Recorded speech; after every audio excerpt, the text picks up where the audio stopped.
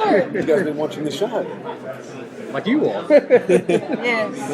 Well, we will tell you up front, we have not gotten to see last night's episode. You didn't get to see last night. No, and we heard it was like epic. It was really cool, and Roxanne gave an incredible performance, and everybody was. But I think that was for her a really amazing episode.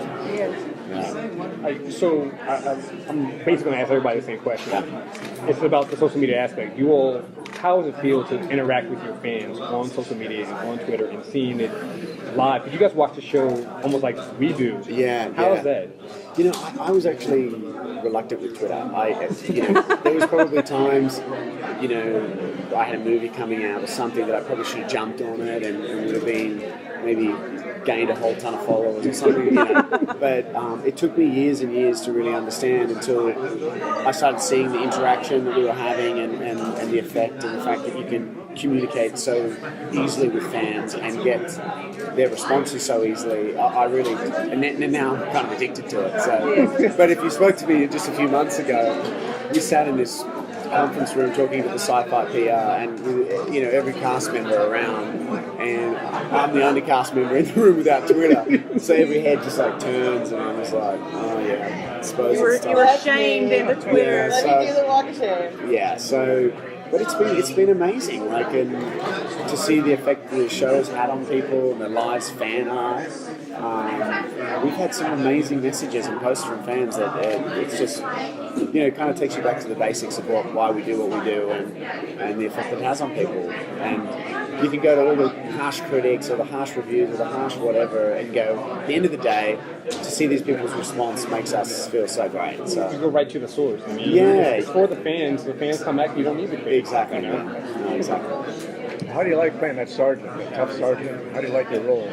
It's new. I think I went from a series before that's got a similar feel to this, which was a series called Kings. Yeah. And that sort of felt very boy to man, and this feels very kind of man, just more owning who he is and then owning his call and destiny on his life. And it's been fun and it's tough, but I wanted to make it as real as possible in the fact that because the world we've created in Vega is so otherworldly in a sense, with angels and all that, I thought for me, if I was watching it, I would want that character to be as real as possible in that situation and deal with it like any human being would. Suddenly these tattoos and these angels in this world, and but it was a fun role to play. With those tattoos, I mean, we're going to find out what's going on with all those tattoos. I mean, Alex is still trying to figure out what's freaking going on with those tattoos, but it takes 3 hours to put them on every time we do it, so it's a lot of patience. And but yeah, I think that's I think by the end of the series, I don't think we ever quite understand the tattoos yet. I think it's a constant process for Alex and for Michael, and because even Michael doesn't quite have an understanding of what these are. And in last night's episode, of course, we've got Apocrypha, which is this book that explains the tattoos and is a language that only Alex can read. But that's new information for Michael as well, which is great. So I think everybody is kind of trying to figure out what's going on with those tats. I gotta ask because somebody asked me to ask. So, in regard to the tats, Yeah. how far down do they go? And will we get to see Oh them? my God. You've seen or I'm like, really? I have to ask that? Oh, look at you. I don't blame you. He's blushing now. Oh, wow. Yeah, they do circles. Okay, how about this? They go, How extensive two are big they? circles on the butt Oh, cheeks. That's it. awesome. Really awkward. Yeah. I think the flashbacks with Jeep, where you see Jeep in the house, where he's naked and he's got the gun and the whiskey and he's smashing the mirror and stuff. He's naked and you can see, I think the tattoos go down his legs as well. Wow. But our best answer is probably the tattoos are always moving. So They're everywhere. So really, we won't know until there's a love scene. I mean, I've had no scenes where I've had them going below my chest or anything like that. So. Okay. So will we see more of a backstory on how you and Alex and Claire were together, or I would what about love to. Noma? You know, I would like to.